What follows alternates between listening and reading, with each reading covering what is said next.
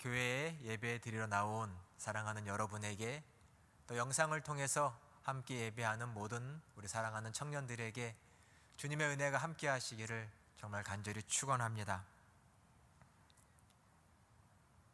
먼저 광고를 제가 먼저 드리면, 내년도 우리 허그 청년회 위해서 사역팀이 증설이 됩니다. 첫 번째 사역팀은 방송 영상 관련된 사역팀이고요. 지금과 같이 코로나 때에 비대면 상황들이 자꾸 나오지요.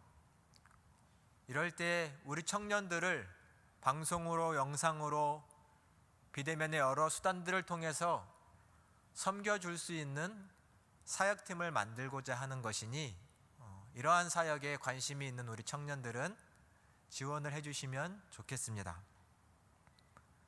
두 번째 사역팀은 에코허그 사역팀인데요. 목사님이 올 한 해 계속 여러 번 말씀드리고 강조했던 부분입니다. 환경을 보호하자, 특별히 지구를 지키기 위해서 우리 청년들이 무엇을 할 수 있을까 함께 고민하고 프로그램을 짜고 사역을 해나갈 팀입니다. 이런 환경과 지구의 이런 기후변화에 앞장서서 움직이고 행동할, 복음을 전할, 이런 일에서 복음을 전할 일에 관심이 많은 우리 청년들은 목사님에게 연락을 줘서 이런 사역팀이 꾸려질 수 있도록 도와주시면 좋겠습니다. 대림절 기간 동안 목사님이 계속해서 구약에 나타난 예수님, 예수 그리스도에 대한 설교를 드리고 있습니다.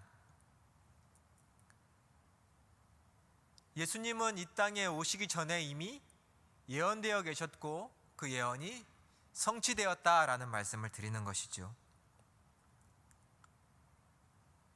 지난 시간에는 예수님께서 아직 결혼도 하지 않은 젊은 여성의 몸에 잉태되셨고 태어나신 것이 이미 말씀대로 예언되어 있었던 일이다라는 말씀을 드렸습니다. 동정녀의 몸에서 나셨다라고 우리가 늘 말하는 것이죠. 예수님은 말 그대로 예수라는 이름을 가지셨는데 그 이름은 무엇이냐면 여호와 하나님께서 우리를 구원하신다, 죄악 가운데서, 슬픔 가운데서 우리를 구원하신다, 그 구원하시는 분이 예수 그리스도시다라는 것을 말하는 이름이 바로 예수와라는 말씀을 드렸습니다. 그분은 이사야의 말씀대로 임마누엘이라는 이름을 가지고 계시지요. 임마누엘의 뜻이 뭐지요? 하나님께서 우리와 함께 하신다라는 뜻입니다. 하나님이 우리와 함께 하신다.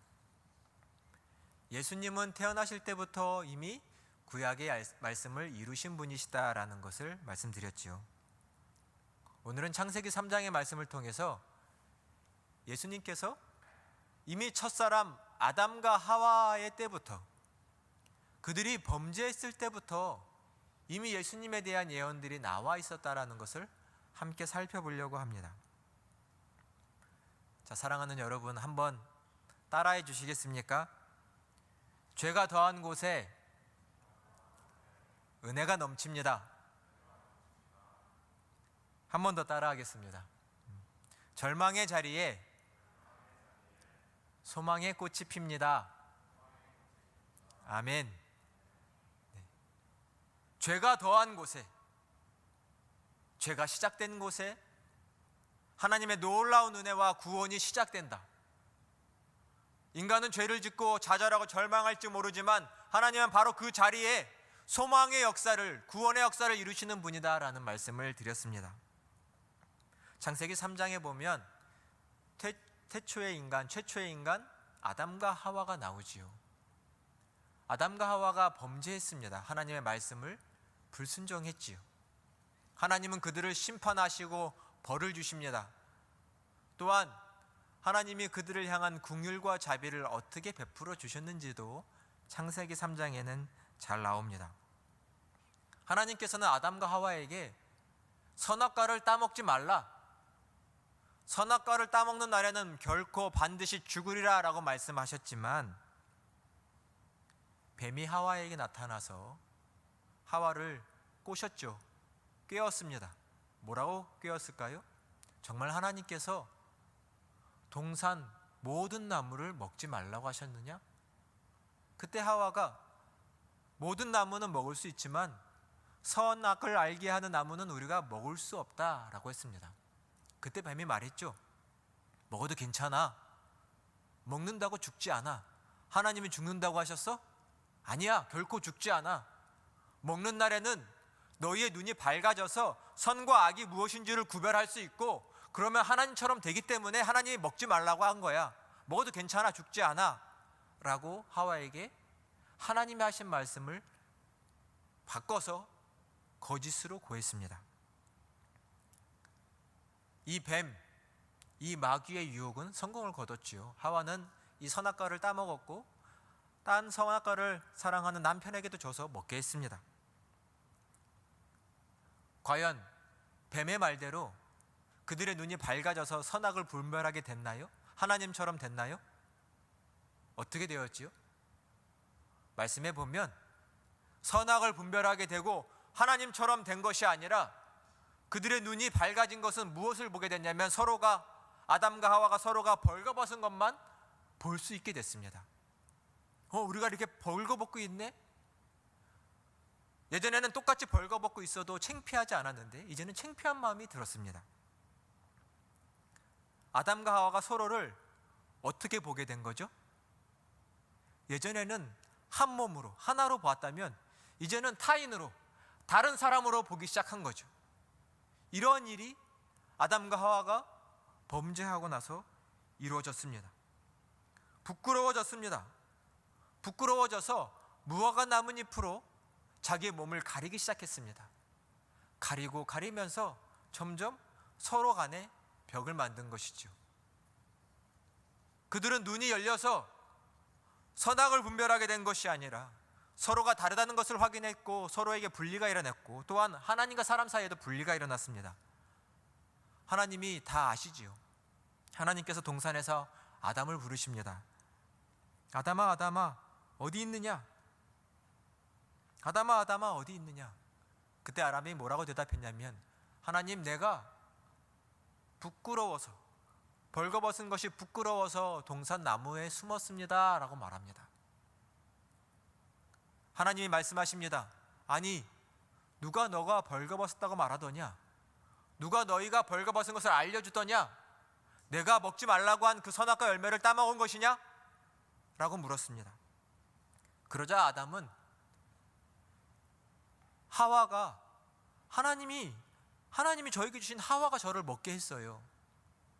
이 말 속에는 하와를 핑계 삼고 하나님도 핑계 삼고 있지요. 하나님이 내게 주신 그 하와가, 그 여자가 성경에 보면 3인칭으로 나와 있습니다. 그가 다른 사람인 것처럼 표현하죠. 그가 내게 이 열매를 줘서 제가 먹었습니다. 하나님이 하와에게 말씀합니다. 너가 왜 이리 하였느냐? 어찌 이리 하였느냐? 라고 하나님이 물으시자, 하나님, 저 뱀이 나를 꿰물어 내가 이것을 먹게 되었습니다 라고 말을 합니다. 재판장이 열린 것이죠. 하나님이 뱀에게는 묻지 않으십니다. 아담에게는 하와에게는 왜 그랬냐고 물으시지만 뱀에게는 묻지 않으시고 바로 그냥 최종의 언도를 하십니다. 우리 14절과 15절의 말씀을 한번 같이 봉독하도록 하겠습니다. 14절, 15절의 말씀입니다. 여호와 하나님이 뱀에게 이르시되 내가 이렇게 하였으니 내가 모든 가축과 들의 모든 짐승보다 더욱 저주를 받아 배로 다니고 살아있는 동안 흙을 먹으리라. 내가 너로 여자의 원수가 되게 하고 내 후손도 여자의 후손과 원수가 되게 하리니 여자의 후손은 내 머리를 상하게 할 것이요 너는 그의 발꿈치를 상하게 할 것이니라. 아멘. 말씀해 보면 이 두 구절은 매우 해석이 중요한 부분입니다. 전통적인 교회에서는 오늘 성경에 나와 있는 이 뱀을 무엇이라고 해석하지요? 사탄, 마귀라고 해석을 합니다. 사탄, 마귀로 해석을 하지요. 모양은 뱀이지만 교회는 이 뱀을 사탄이라고 해석을 합니다. 요한계시록 12장 9절에는 이런 말씀이 있습니다. 요한계시록 12장 9절에는 큰 용이 하나님 앞에서 내어 쫓기니 옛 뱀 곧 마귀라고도 하고 사탄이라고도 하며 온 천하를 꿰는 자라라고 했습니다.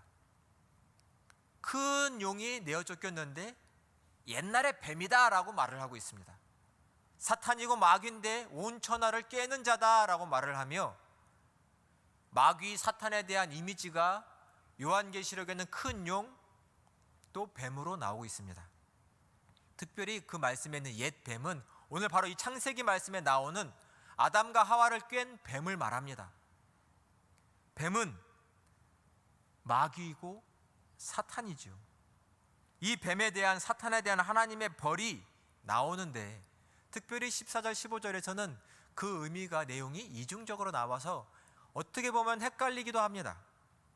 일단 14절에 보면 하나님께서 실질적으로 이 땅에 기어다니고 있는 동물과 같은 뱀에게 벌을 내리시는 것처럼 말씀을 합니다. 14절에 보니 너가 땅의 모든 가축과 들짐승보다 더욱 저주를 받아서 어떻게 다녀요? 배로 헤엄쳐 다닐 것이다 라고 말을 합니다. 너는 살아있는 동안 흙을 먹을 것이다 라고 말씀합니다. 배로 기어다니고 흙을 먹는다는 말씀은 아무리 봐도 땅에 있는 짐승에게 하신 말씀이지 다른 존재에게 하신 말씀 같지가 않지요. 이거 동물에게 하신 말씀인 거 아닌가? 그러면 실질적으로 하와를 유혹한 것이 동물인가? 이런 착각이 들기 쉽지요. 만일 15절의 말씀이 없었다면 우리는 아마 이 14절에 있는 뱀이 사탄인지 동물인지 구별하기가 어려웠을지 모릅니다. 하지만 15절에서는 분명히 말씀하시는 것이 있죠. 특별히 15절의 말씀이 아주 중요합니다. 15절에 보니 하나님께서 원수되었다라는 말씀을 합니다. 누가 원수되어? 하와와 여자와 뱀 너는 원수가 될 것이다. 여자의 후손과 뱀 너의 후손도 원수가 될 것이다 라고 말씀을 합니다. 도대체 이 15절에서 여자의 후손은 누구를 가리킬까요? 교회를 오래 다니시고 말씀을 많이 배우신 분들은 아시겠지만 이 15절에서 여자의 후손은 딱 한 분 정확히 예수 그리스도를 가리킵니다. 우리를 이 땅에서 이 죄악된 세상에서 우리를 구원하시기 위하여 구원자로 오신 예수 그리스도를 가리키는 말이 오늘 성경에 있는 여자의 후손이라는 말입니다. 여자의 후손과 뱀 너는 원수가 될 것이다 라는 말입니다. 여자의 후손이라는 말에서 후손이라는 말은 실체적인 의미와 시간적인 의미가 다 담겨 있습니다. 미래에 언젠가 우리를 구원할 분명한 승리자, 구원자가 오실 것이다. 실체죠. 또 미래에 언젠가 분명히 올 것이라는 말입니다. 그것이 여자의 후손입니다. 그래서 누가복음에서 마태복음에서 나와 있는 족보에 예수님의 계보가 쫙 나와 있죠.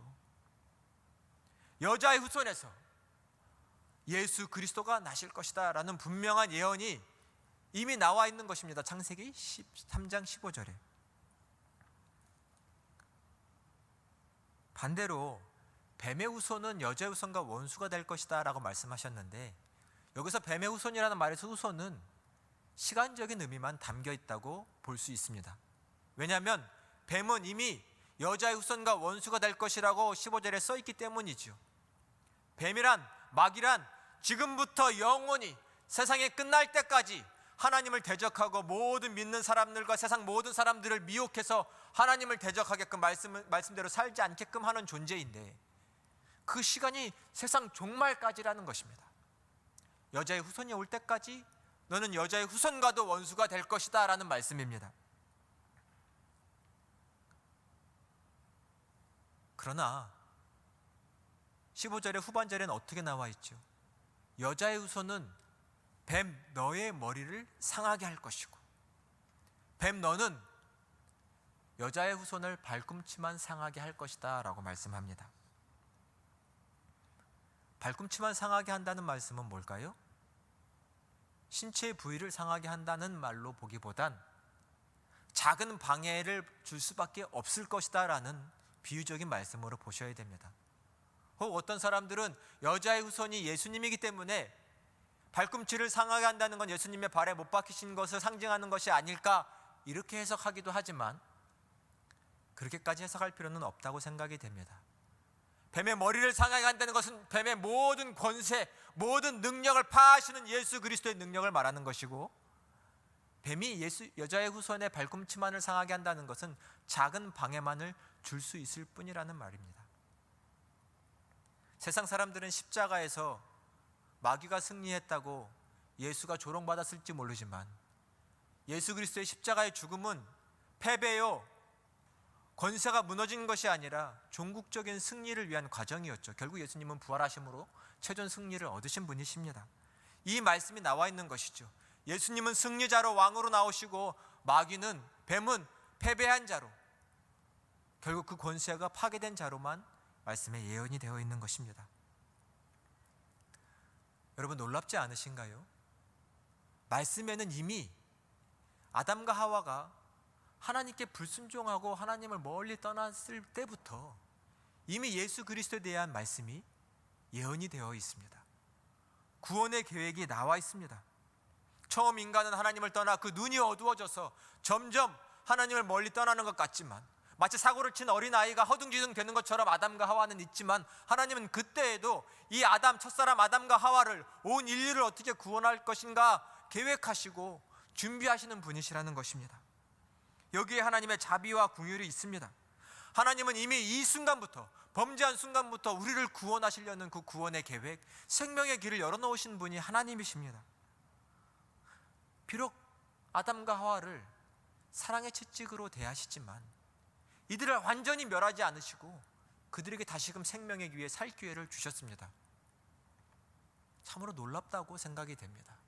이 말씀을 묵상할수록 사도 바울은 이 구약에 나타난 모든 하나님의 구원의 경륜을 깨닫고 로마서 11장 33절에 이렇게 말을 하지요. 깊도다 하나님의 지혜와 지식에 부유하며, 깊도다 하나님의 지혜와 지식에 부유하며, 그의 길을 누가 측량할 수 있겠느냐라고 감탄하며 고백을 합니다. 우리를 구원하시고 우리를 살리시려고 하신 하나님의 그 놀라운 구원의 계획, 우리가 알아야 합니다. 감탄해야 하고 감격해야 합니다. 창세기부터 요한계시록까지 나와 있는 이 놀라운 하나님의 구원의 섭리를 아는 자들은 참으로 복된 자들인 줄로 믿습니다. 그것을 알 때 우리는 그 속에서 하나님의 사랑을 알게 될 것입니다. 아, 하나님이 이렇게 인류를, 우리 인간을 사랑하시는구나. 이 구원의 섭리를 아는 자는 내가 지은 죄로 말미암아 죄책에 빠져서, 좌절감에 빠져서 허우적거리지 않을 것입니다. 하나님이 인간을 구원하시기 위해서 지금껏 해오신 그 놀라운 계획들을 발견할 때 내가 지은 죄가 하나님의 그 큰 사랑 앞에서는 눈녹듯 녹을 수 있는 것이라는 것을 깨닫게 될 것입니다. 사랑하는 여러분, 이 큰 하나님의 구원의 경륜을 정말 아실 수 있는 여러분 되시기를 간절히 축원합니다. 하나님께서 친히 나올 수 있는 그 구원의 길을 열어주셨습니다. 어떤 길인가요? 예수 그리스도라는 생명의 길입니다. 이 길을 오직 나의 유일한 구원의 길로 고백할 수 있는 여러분 되시기를 간절히 소망합니다. 15절 말씀해 보면 감사한 것이 하나 있는데, 무엇이냐면, 엄밀히 말하면 아담과 하와가 범죄를 했으면 하나님과 원수가 되어야 될 것은 아담과 하와죠. 그죠? 근데 15절의 표현상대로 보면 원수를 삼으시는 것은 하나님과 인간이 원수가 되었다라고 말씀에 써 있지 않고, 누가 원수가 됐죠? 사람과 사람을 하나님과 갈라놓은 이 뱀과 마귀가 원수되었다라고 말씀합니다. 여자의 후손과 이 뱀 마귀의 후손이 원수되었다라고 말을 합니다. 또 말씀해 보면 하나님은 인간의 편에 서셔서 이 마귀의 원수의 자리에, 마귀를 대적하는 자리에 서 계심을 볼 수 있습니다. 인간과 하나님이 원수가 된 것이 아니고 마귀와 인간이 원수가 된 것이죠. 하나님은 분명히 선악과를 따먹으면 정령 죽으리라 말씀하셨지만, 창세기 말씀에서는 인간을 죽이시지 않습니다. 그리고 오히려 그들에게 벌만 내리시고 그들의 생명을 빼앗지는 않으십니다. 아담은 진노 중에라도 이 하나님의 사랑을 깊이 경험한 것입니다. 우리를 죽이지 않으신 하나님, 멸하지 않으신 하나님 속에서 아담은 하나님의 깊은 사랑을 경험했습니다. 그것을 어떻게 알 수 있냐면 20절에 보니 아담이 자기 아내의 이름을 하와라고 짓습니다. 하와의 이름의 뜻은 무엇일까요? 생명이라는 뜻입니다. 자기 아내의 이름을 하와라고 졌습니다. 생명이라고 졌습니다. 창세기 4장 1절에 보면 하와가 아들을 낳고 말을 하기를 뭐라고 고백하냐면 여호와 하나님께서 나로 잉태하게 하셨고 아들을 얻게 하셨다라고 말합니다. 내가 여호와로 말미암아 아들을 얻었다라고 말합니다. 생명을 잉태했다라는 말입니다. 하나님이 그렇게 하셨다라는 것이죠. 비록 하나님께 혼나서 에덴이라는 동산에서 추방당했지만 그들의 삶은 하나님의 저주 아래에 있는 죽음과 같은 삶을 살고 있다고 고백하는 것이 아니라 자기 아내의 이름을 생명이라고, 하와도 내가 생명을 잉태했다라고 말하면서 자기의 삶이 하나님의 생명 안에 있음을 믿는, 하나님의 큰 사랑, 그 궁극적인 사랑 안에 있음을 믿는 고백을 하고 있는 것입니다. 그들은 범죄했고 하나님의 채찍을 맞았어도 나를 향한 그 큰 사랑은 내가 부인할 수 없노라 라고 고백하는 것입니다. 사랑하는 여러분, 어떤 상황 속에서라도 하나님의 사랑을 고백할 수 있는 여러분 되시기를 간절히 축원합니다. 내가 지은 죄, 물론 죄입니다. 잘못입니다만 그것으로 하나님 앞에서 품을 떠나 무화과 나무 잎으로 나를 가리고 나무 밑에 숨는 우리가 아닌 그 큰 하나님의 사랑을 깨달아 늘 하나님 앞에 나와 하나님의 구원의 길로 달려갈 수 있는 그런 저희 모두가 다 되시기를 정말 간절히 축원합니다. 예수님은 오늘 말씀에 한 번 더 예언이 되어 계십니다. 아담과 하와가 범죄하여 그들이 벌거벗었음을 깨달았을 때 그들은 서로를 부끄러워했지요. 창피해했습니다. 사실 늘 창세기 이 말씀은 보고 묵상할 때마다 우리의 가슴을 조금 먹먹하게 한다고 생각됩니다. 남녀가 벗었는데, 벌거벗었는데 서로 부끄러워하지 않는 관계입니다. 부끄러워하지 않습니다. 왜요? 너와 나를 다르게 구별하지 않는 거죠. 한 몸이라고 생각한 겁니다. 어쩌면 우리는 이 마음과 이 생각을 이미 생각하기 어려운 처지에 놓여 있는지도 모르겠습니다. 너무나 죄가 많은 세상에 살기 때문이죠. 하나님 최초에 만드신 이때는 아담과 하와가 서로를 다르게 느끼지 않았습니다.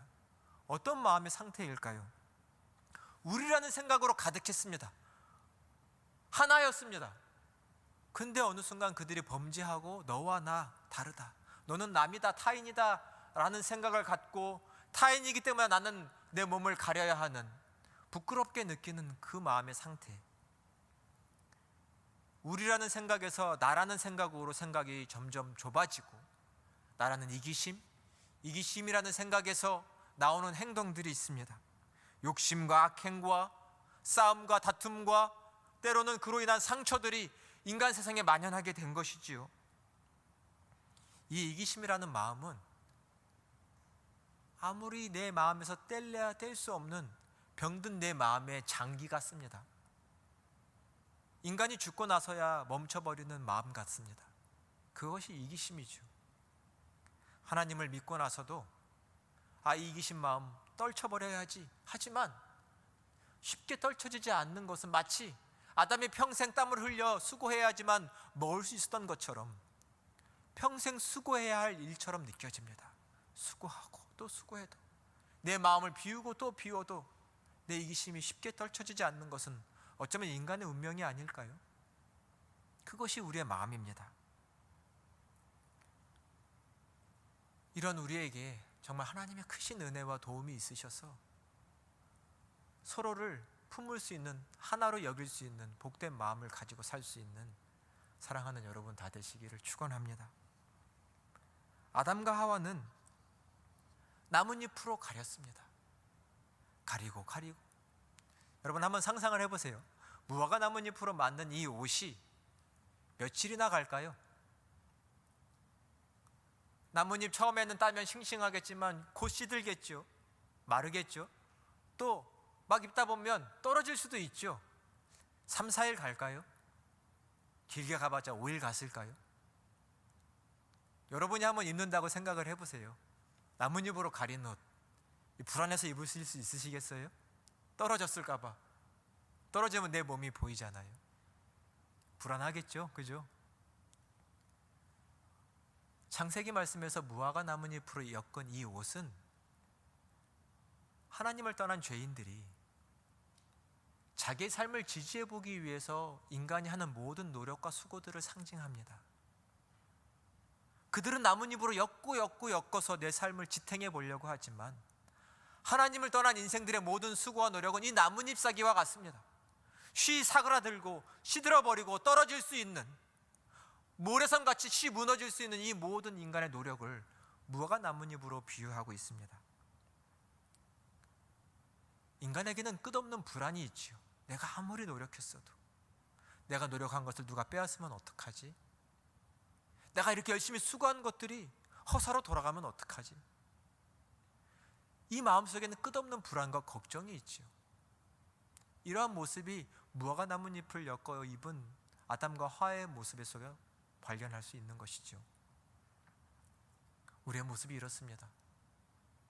하나님이 없는 인생은 무화과 나뭇잎을 엮고 사는 인생과 같은 모습입니다. 그들의 모든 노력은 완전하지 않고 영원하지 않고 금세 사그라드는 나뭇잎 같은 노력입니다. 하나님만이 유일한 구원이고 우리의 도움이심이라는 것을 말씀 속에서 알 수 있는 것이지요. 하나님만이 유일한 우리의 구원이십니다. 하나님께서 비록 아담과 하와를 에덴이라는 동산에서 추방시키시지만 놀라운 건 그대로 추방시키진 않으셨다는 겁니다. 우리 21절의 말씀을 같이 한번 봉독해 보겠습니다. 21절의 말씀입니다. 여호와 하나님이 아담과 그의 아내를 위하여 가죽옷을 지어 입히시니라. 아멘. 매우 귀한 말씀이라고 생각됩니다. 여호와 하나님이 아담과 하와를 위해서, 에덴을 추방당하는 아담과 하와를 위해서 무엇을 하셨나요? 가죽옷을 지어 입히시니라 라고 말씀합니다. 말씀에 분명히 설명을 하시지요. 그들을 위해서 가죽옷을 지어 입히시니라. 비록 채찍질 하셔서 내쫓으시지만 그들을 향한 사랑의 마음은 차마 감추실 수 없는 하나님이십니다.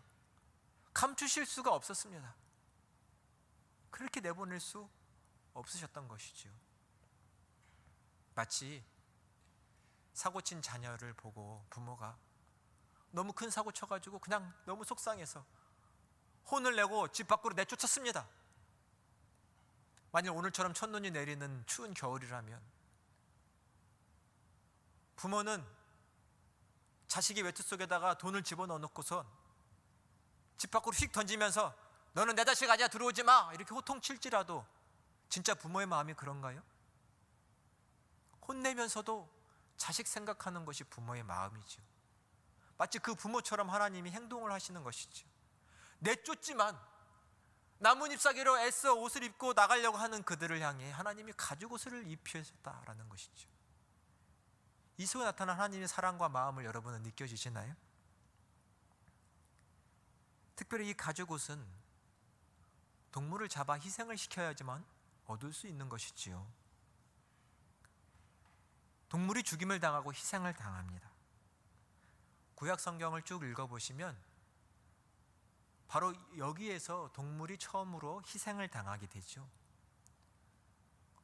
창세기에서는 동물은 먹이의 수단이 될 수 없었습니다. 먹이의 수단은 오직 식물만이 가능했죠. 사람도 식물을 먹어야 했고 가축과 들짐승들도 식물만 먹을 수 있었습니다. 동물은 먹이의 대상이 아니었죠. 희생의 대상이 아니었습니다. 그런데 하나님께서 여기서는 동물을 희생하여 그들에게 가죽옷을 입혀주셨습니다. 이 가죽옷은 바로 우리를 구원하시려고 십자가에서 죽임당한 어린 양을 상징한다고 교회는 여태껏 고백해왔고 그렇게 믿어왔습니다. 바로 예수님을 가리키는 것이 바로 이 가죽옷입니다. 동물을 희생하신 것처럼 하나님은 자기 아들 예수 그리스도를 희생하셔서 우리를 구원하신, 우리를 영원한 생명의 길로 인도하신 하나님이신 줄로 믿습니다. 이 가죽옷은 예수 그리스도를 가리킵니다. 하나님은 첫사람 아담과 하와가 범죄했을 때부터 이미 인류를 어떻게 구원하실지 계획을 하신 하나님이십니다. 참으로 놀랍고 참으로 오묘한 말씀입니다. 이 예언되어 있는 이 희생과 사랑, 우리가 더 깊이 알면 알수록 하나님의 사랑에 감격할 수밖에 없는 것입니다. 우리를 얼마나 사랑하셨는지 그 넓이와 깊이를 측량하실 수 있나요? 아셔야 합니다. 알아서, 그 사랑을 알아서 그 사랑 때문에 하나님을 향한 믿음이 식지 않고 어떤 어려움과 환난이 와도 우리의 신앙이 삶이 변하지 않는 그런 그리스도인으로 살아시기를 간절히 축원합니다. 성경을 알 때, 구원의 경륜을 알 때, 하나님의 계획을 알 때 우리는 하나님의 사랑을 알 수 있습니다. 하나님 이거 해주세요, 저거 해주세요 기도했을 때 기도가 응답이 됐느냐 안 됐느냐를 통해서만 하나님의 사랑을 아는 게 아닙니다.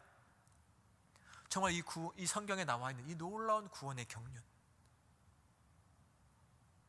첫사람 아담과 하와가 범죄했을 때부터 그들을 구원하시려고 했던 하나님의 사랑, 혹 여러분이 지은 죄로 여러분이 잘못한 그 사실 때문에 낙담하셨나요? 내가 범죄한 그 순간, 내가 좌절한 그 순간에 하나님은 나를 살릴 길을 계획하시는 하나님이신 줄로 믿습니다.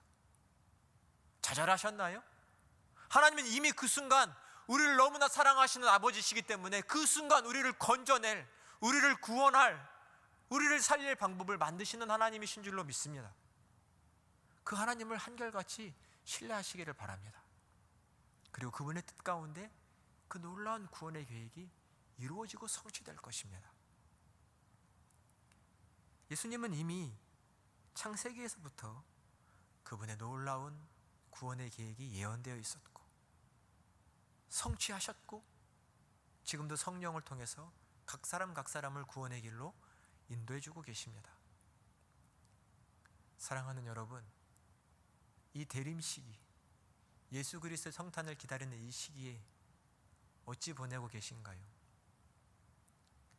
어디 나가기도 어려운 상황이시라면 우리 각자의 자리에서 이 생명의 복음, 이 성경을 깊이 깨달을 수 있는 여러분 되시기를 간절히 축원합니다. 예전에는 세상이 성탄을 맞아서 잔치를 벌이고 때로는 휴가를 가면서 그렇게 자기 마음대로 보냈더니 이제는 코로나 때문에 너무나 꽁꽁 움츠러들인 것 같지요. 아쉽습니다.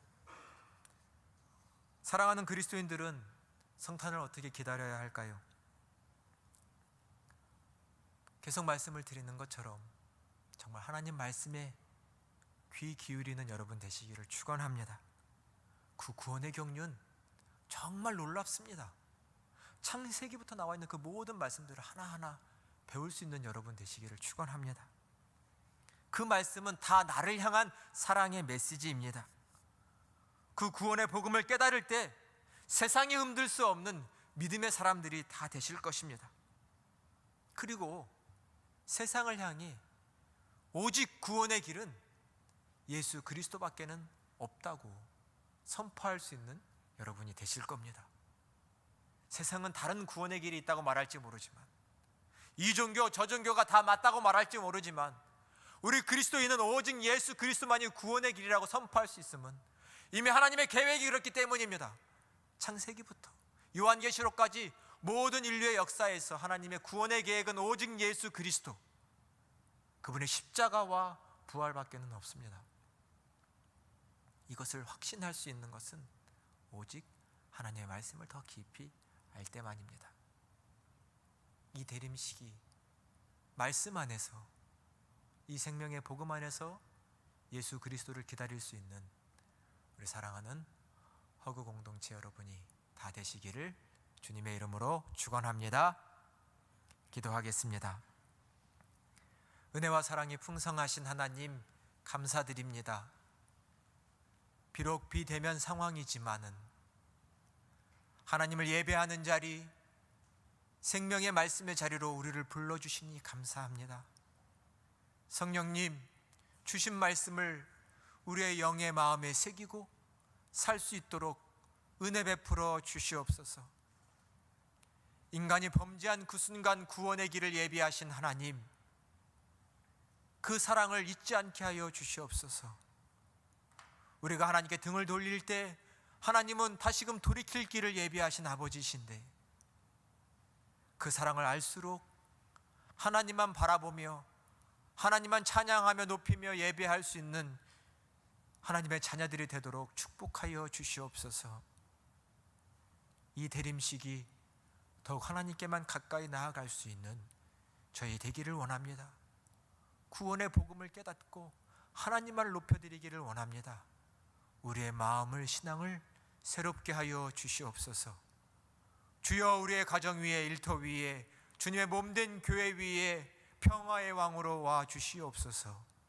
우리 주 예수 그리스도의 이름으로 간절히 기도드립니다. 아멘.